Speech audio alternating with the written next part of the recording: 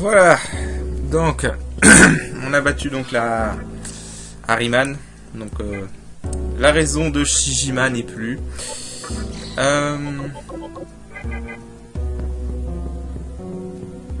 Alors, du coup, bah ouais, on va continuer.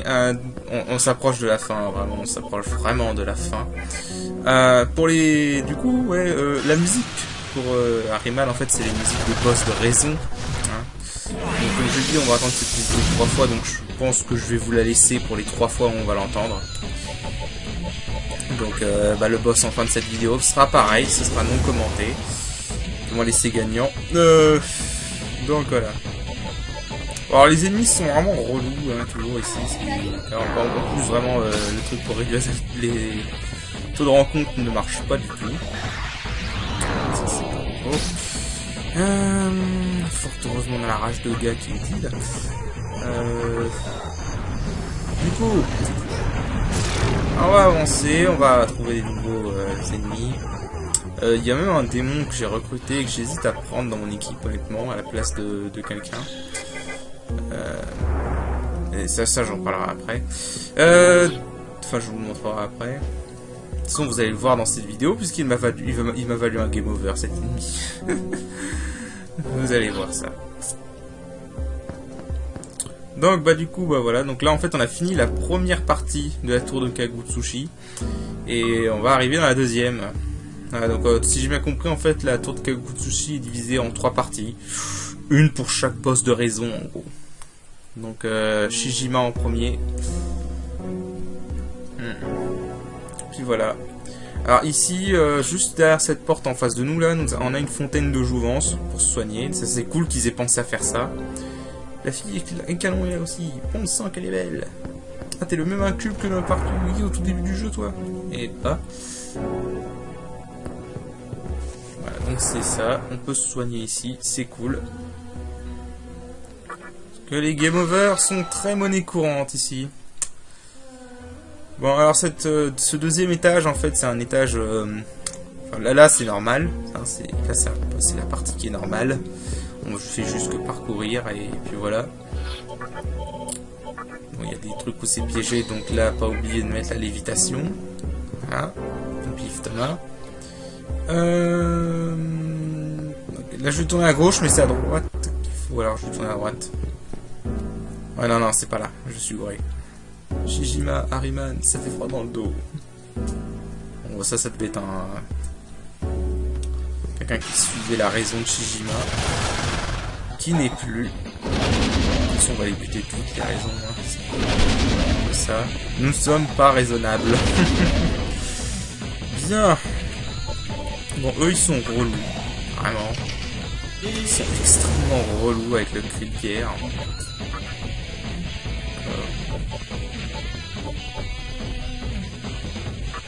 On va trouver les Tarokatja et on va faire une rage de cadre.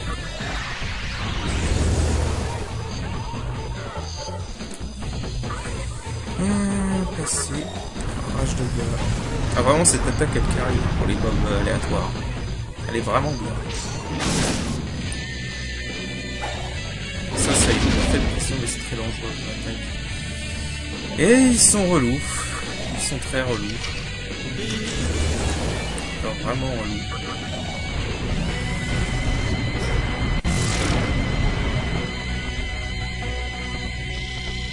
Voilà.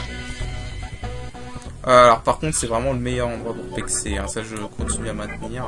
Surtout si t'as plusieurs combats d'affilée, hein, tu te retrouves facilement à gagner 5000 d'XP et 8000 d'Amaka par combat. D'ailleurs, en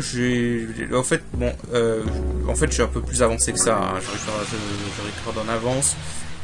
Globalement, là où j'en suis, j'ai déjà atteint j'ai déjà commencé le 3e étage.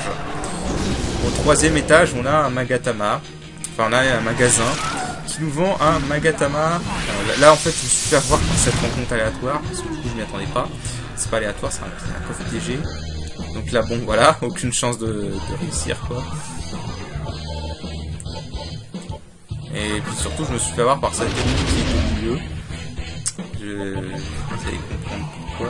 Vous allez comprendre en fait pourquoi j'hésite à les recruter. Parce qu'en fait je l'ai recruté, j'ai réussi à négocier pour en recruter un de cet ennemi qui est au milieu. J'ai son Rangda, voilà, c'est Rangda. Ah bon là c'était bon à ce stade. Voilà, c'était game over. En fait voilà, j'hésite à recruter Rangda. Enfin à la prendre dans mon équipe parce que en fait elle renvoie les attaques physiques et elle a fragilisation de base, donc ça peut être intéressant. Je me dis qu'en la buildant je pourrais peut-être la prendre pour remplacer Cavalier Noir. Là ce stade c'était mort. Bon faites pas gaffe à cette souris, je sais pas pourquoi, ça c'est un bug avec le record. Le record prend des mouvements de souris avant ou après, je ne sais pas, le record. C'est trop bizarre. J'avoue que j'ai aucune idée de ce qui fait ça. Enfin, comment c'est possible, mais bon. Voilà. Donc... ouais, et là, en fait, ouais, ça, là je m'en rappelle. Là, en fait, je vais faire un deuxième game over sur ce combat. Parce que, comme je ne sais pas encore là que le machin est vulnérable aux attaques... Enfin, le machin renvoie les attaques physiques au milieu, là. Je vais utiliser la rage de gars. Et je vais me faire avoir. Je vais prendre un game over tout seul comme un con à cause de ça. C'est dommage pour le coup que je peux pas recorder en direct. Ma réaction était assez drôle. Voilà, boum, game over. Le game over de la... Le game over de merde, quoi. Non.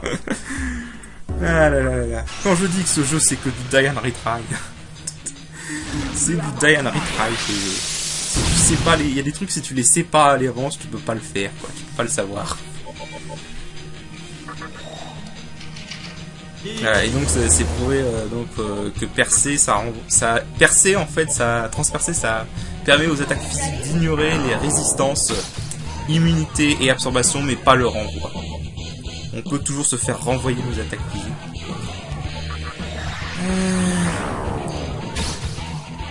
Alors, en fait, c'est pour ça que dans ce jeu, de ce que j'ai vu, en fait, la magie est considérée comme inutile. Ce jeu, en fait, c'est faux. Elle n'est pas inutile, la magie. C'est juste, en fait, que percer rend les attaques physiques, transpercer rend les attaques physiques beaucoup plus utiles en fin de jeu. En réalité, la magie, elle est bien. La magie est bien. Si tu investis beaucoup en magie, tu peux faire un bon build magique. C'est dommage parce qu'il n'y a pas beaucoup de gens apparemment qui jouent magique dans ce jeu. Ce que je peux comprendre. D'ailleurs, du coup, en fait, il existe un hack de ce jeu qui s'appelle SMT Nocturne Arctique. Apparemment, c'est un hack de difficulté, mais pas que. C'est-à-dire que le mec il s'est fait chier et a tout rééquilibré, et du coup apparemment la magie est aussi utile que l'attaque physique. Parce que justement, transpercer maintenant s'applique également aux attaques magiques dans le hack. Un hack que je ferai peut-être à l'avenir. Mais pas tout de suite, hein. Ce jeu est assez épuisant à faire. Si je fais ce hack arctique, ce sera pas peut-être 1 ou 2 ans. Enfin. Mais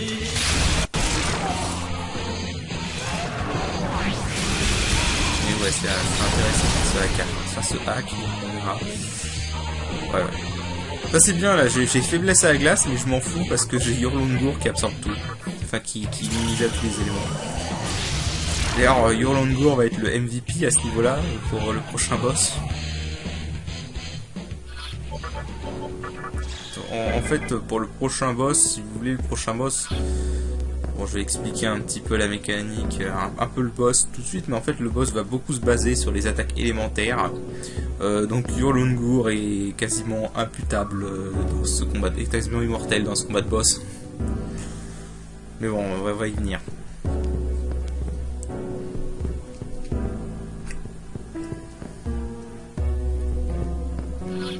Donc voilà, là on monte. On va bientôt arriver à un point de sauvegarde. Là c'est une impasse. Alors, je vais vous expliquer tout de suite le truc de cet étage. Alors en fait cet étage, ce qui va se passer en fait, c'est qu'on va avoir plusieurs chemins possibles. Et en fait il n'y en a qu'un seul qui est bon. les autres, soit ils vous ramènent en arrière, soit ils vous font tomber dans une zone de ténèbres où vous avez des ennemis, et après ils vous font ou après vous allez encore retomber en bas. Donc voilà. Vous allez vite comprendre ce que c'est qu'avec la pesanteur. Les ténèbres t'attendent. Voilà, alors là cette-là elle nous donne des indices. Donc voilà, donc il y a un seul chemin possible. Donc là je vais vous montrer. Là je vous montre les débuts où je me suis gouré, évidemment. Et voilà, je me suis gouré. Et donc je suis tombé dans ces ténèbres et je suis revenu en arrière. Là il y a un point de sauvegarde à gauche. Voilà. Ce qui est bien, c'est ici, c'est considéré comme une zone. Donc si tu quittes la tour de Kagutsushi, tu peux repartir d'ici. Donc ça c'est vraiment cool. D'ailleurs c'est pareil pour le 3e étage. Il y a un point de sauvegarde qui permet de se téléporter au 3e étage si tu sors de la tour. Même si à ce stade, à part pour aller acheter les derniers Magatama, je vois pas trop pourquoi tu voudrais sortir de la tour. Je sais pas encore si je vais récupérer tous les Magatama, hein, parce que honnêtement faudrait farmer. Le dernier Magatama, j'ai déjà vu, il coûte 450 000 Maka. Ouais, 450 000 Maka. J'en ai encore un qui coûte 300 000 chez le collectionneur et encore un autre qui coûte 200 000, je crois. Donc on en a pour presque 1 million de Maka à farmer. Non, c'est pas possible. C'est vraiment le seul truc que je trouve débile dans ce hard mode, hein, enfin dans le mode difficile de ce jeu. C'est que voilà, les trucs qui coûtent 3 fois plus cher, ouais non merci, c'est un peu abusé pour le coup.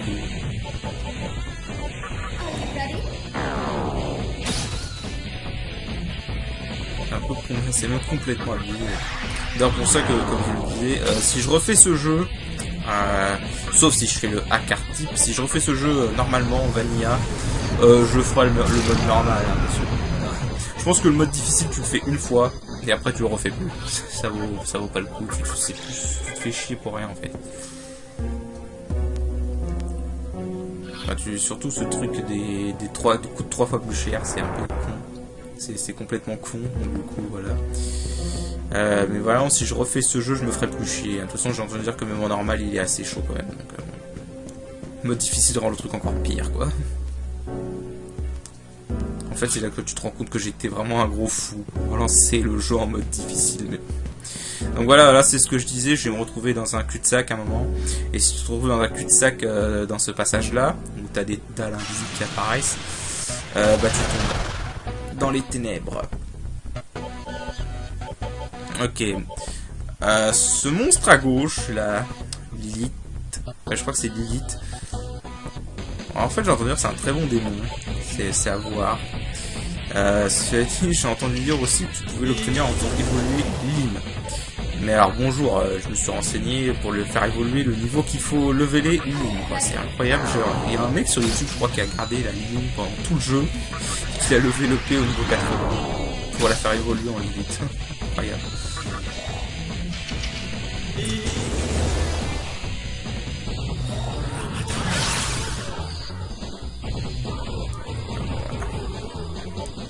Ça c'est les raisons pour lesquelles je veux Cavalier Noir avec la meilleure agilité. Comme il est misé à cette connerie de chahut d'altération et la prière, bah voilà. Dès que je me fais avoir par ça, j'ai juste à lancer une prière avec Cavalier Noir et je sais pas.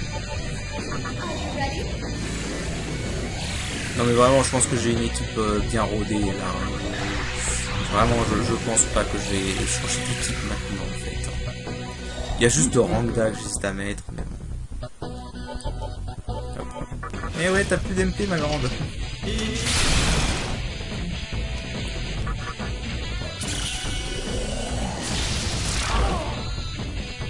Voilà.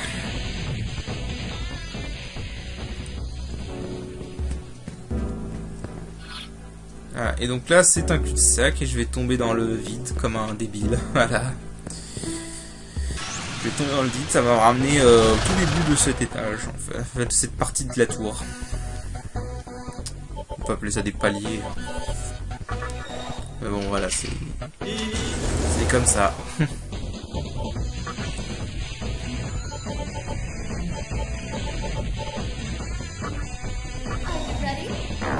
Ouais, en fait, au début, là, je fais ça, je fais des Taroukaja et de fragilisation. Ouais, non, en fait, c'est pas une bonne idée. Si vraiment vous voulez économiser les MP, vous voulez faire juste 3 Taroukaja et puis après le H2, le protagoniste. Et normalement, ça passe. Bien manager les MP. De toute façon, ça se maintenant que j'ai attire vie en fait avec attire mana avec Cavalier Noir, du coup, ça se manage très bien. Hein, voilà, suffit juste de bien. Si on est à court d'MP, si je suis à court d'MP, il me suffit juste de mettre quelques Makakaja avec le Cavalier Noir, des fragilisations sur les ennemis et leur drainer leur MP. Alors, je peux le drainer facile 200-300 MP avec Titania et Hurlungur. Voilà.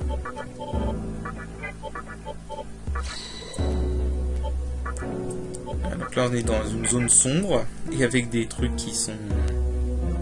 Voilà, qui sont... Alors en fait là peu importe par où tu vas, tu finis dans un trou. Et il y a des ennemis évidemment. Des ennemis à la con. Évidemment. Techniquement je pourrais à chaque fois invoquer Pisaka et utiliser Trafuri pour m'enfuir ou alors aller voir si je peux farmer des boules fumantes. Des boules fumantes au bijoutier de Ginza. Mais j'ai la flemme.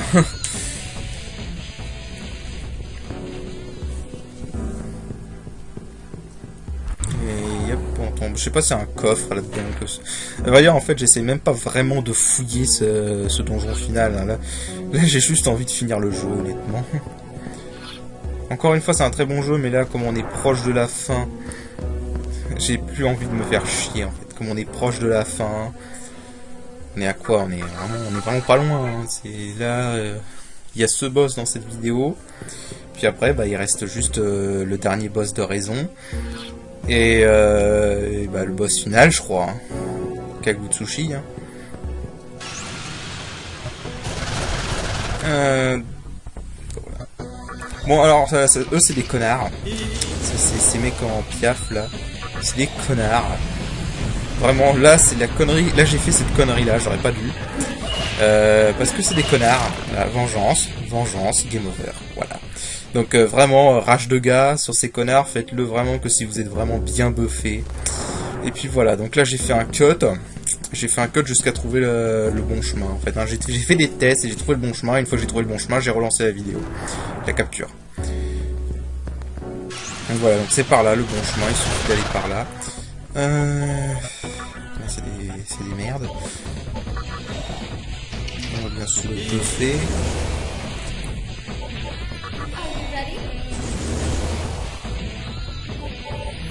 Vraiment, c'est peut-être ce que j'aime bien dans ce RPG, c'est vraiment les buffs. Buff des buffs, mais ça a jamais été aussi utile que dans un autre RPG, hein, sérieusement. Dans les SMT, Persona, etc., ça a jamais été aussi utile que dans ces jeux-là, hein, les buffs dans les RPG. Hein.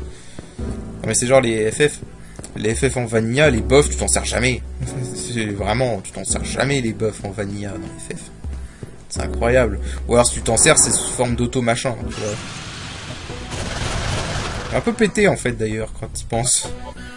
Parce que t'imagines si dans ce SMT il y avait un autre truc du genre auto Taroukaja, tu vois, t'as 4 Taroukaja de base. Et en permanence, et tu peux pas te les faire réduire. C'est un peu ça en fait dans les FF quand tu réfléchis.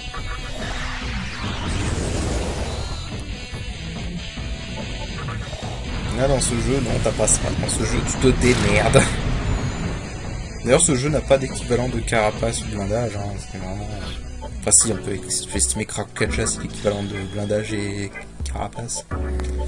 Je dirais que le seul jeu FF qui se rapproche un peu de SMT à ce niveau-là, c'est FF10. Parce que FF10, en fait, quand il pense les trucs, les compétences encouragées et concentrées, c'est la même chose que Taroukaja et...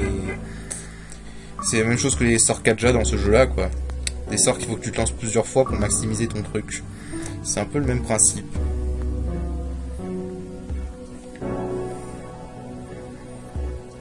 Aussi dans FF10, ils ont mis des trucs où tu peux maximiser tout d'un coup. Hein, parce que bon, dans FF10, l'Alchimie Riku est pété. Voilà. L'Alchimie Riku est pété et dit fuck you à tout le reste du gameplay, en fait. Tu peux juste spammer l'Alchimie Riku et quelques magies et overdrive. toute façon, en fin de jeu, FF10, c'est que du attaque, attaque, attaque, attaque, attaque. Voilà, quelques soins occasionnels.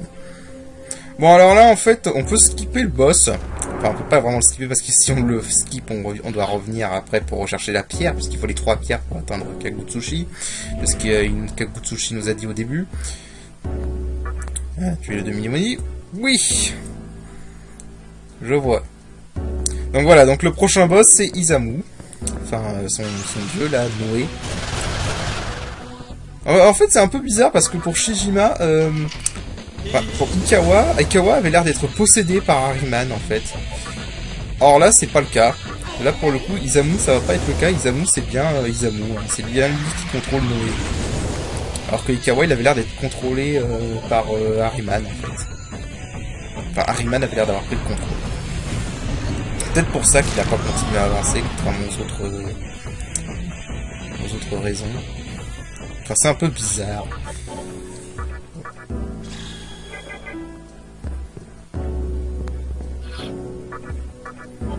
Alors Noé, donc en fait j'avais entendu parler avant de l'affronter, hein. Je m'étais pas renseigné sur ses capacités, mais on m'avait dit que c'était un boss chiant.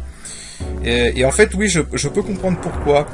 Ce que vous allez comprendre en fait, si vous vous ramenez dans contre ce boss, c'est un peu bête en fait, c'est un boss qui arrive en fin de jeu. Et si t'as pas stuffé comme il faut pour ce boss, ce boss va te prendre des plombes. Et enfin, je vais vous expliquer. Parce qu'en fait, si vous voulez, c'est le classique du boss qui change de faiblesse élémentaire tout le temps. Voilà, il change sa faiblesse élémentaire. Et donc, en fait, si vous n'avez pas une équipe qui est capable d'exploiter les 4 éléments, donc feu, glace, foudre et vent, je sais pas comment vous êtes censé battre ce boss, honnêtement. Parce qu'en fait, le truc, c'est que dès qu'il commence à passer dans ce changement élémentaire, il devient totalement immunisé aux attaques physiques, donc il les renvoie, donc même transpercer ça vous aidera pas. Et pour les attaques tout puissants, donc Megiddo Laon, tout ça, il réduit leurs dégâts de 90%. Donc ouais, j'admets honnêtement que si vous n'avez pas un build magique, si vous n'avez pas un moyen d'exploiter toutes les faiblesses élémentaires, j'admets que je ne sais, au moins une d'entre elles, j'admets que je ne sais pas trop comment vous êtes censé battre ce boss. Fort heureusement, du coup, moi j'ai de quoi le faire, hein, parce que, en fait, oui, d'ailleurs j'ai appris Bourrasque à mon personnage principal pour lui donner un moyen de se battre quand il y a des ennemis qui renvoient les attaques physiques. Et au final, ça m'a été très utile pour ce boss. Alors par contre, ce boss, donc j'ai un peu galéré à le record, je sais pas pourquoi. Là, c'est mon premier test, hein, c'est passé bien, je vais mourir. Pour montrer le test gagnant. J'ai galéré à mort à le record, ça arrêtait pas de bugger à chaque fois. Mais alors du coup je l'ai affronté tellement de fois qu'au bout d'un moment j'ai compris qu'il avait un pattern. Au début il a pas son truc de changement d'élément. Au début il fait que attaquer. J'ai compris qu'il a un pattern dans son changement élémentaire, c'est-à-dire qu'en fait il fait toujours dans le même ordre, il fait toujours feu, glace, foudre, vent. Donc dans l'ordre vous devez l'attaquer avec la glace, le feu, le vent, la foudre. Là, en l'occurrence, au niveau des attaques, donc, j'ai Cavalier Noir et Titania qui peuvent utiliser l'explosion glaciale pour quand il est vulnérable à la glace. Titania peut exploiter le feu avec feu blanc. Mon perso principal et Yorungur peuvent exploiter le vent avec Bourrasque. Yorungur peut exploiter la foudre avec Orage éclair.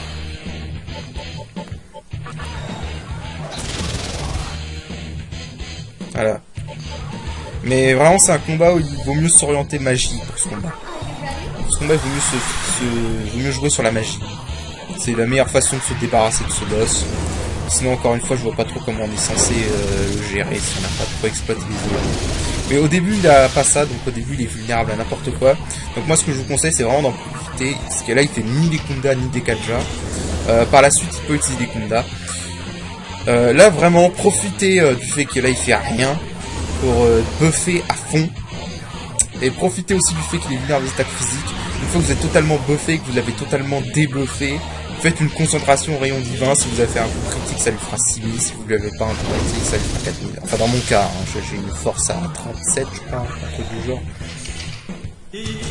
Voilà, et puis après basez-vous sur la magie, jouez son jeu. Bon, voilà, donc là je vais vous montrer ce combat là.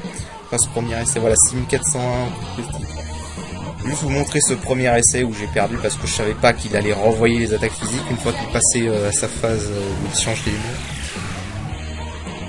Ah oui, et avant de lancer sa phase magique, justement, profitez du fait qu'il est vulnérable encore à tout normalement là. Parce que là, il n'est pas encore résistant il est un peu plus puissant, donc profitez-en pour récupérer les MP avec vos persos avant de passer à la phase sérieuse. Voilà, donc là, voilà, quand il fait ça, bah, il change d'élément. Voilà. Donc il est vulnérable à l'élément opposé à celui qu'il utilise, donc là, feu, donc glace. C'est un grand classique dans les JRPG, hein, ce type de boss. Il y en a toujours au moins un. Voilà. Et mon erreur là, c'est que contrairement à d'autres RPG comme dans les FF, ce type de boss est quand même vulnérable aux attaques physiques. Mais pas ici. Donc là en fait c'est pour ça que je vais me faire avoir, c'est parce que du coup je vais lancer un rayon divin concentré avec mon personnage principal qui va m'être renvoyé dans la gueule. Et je vais mourir à cause de ça. Mais bon, c'est un grand classique ce genre de boss. Mais donc voilà, bon bah après là vous allez me voir vite fait mourir et après bah ce sera l'essai gagnant. Et du coup bah comme je vous l'ai dit, pour les boss de raison, je vais vous laisser profiter entièrement des combats. Parce que la musique de raison on entend très peu, et donc voilà, bah, sur ce je vous dis à la prochaine, au prochain épisode, allez salut.